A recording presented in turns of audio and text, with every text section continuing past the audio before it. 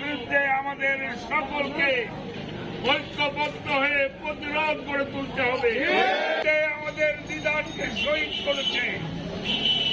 আমরা জানি একজন পথিক চষা বাংলাদেশের আম্পায়ার এই দিদার, তাকে কোবরা ইউনিয়নের চেয়ারম্যানের নেতৃত্বে হামলা করে হত্যা করা হয়েছে। শেখ হাসিনার দোসরদের বাংলার মাটি থেকে উচ্ছেদ করতে হবে।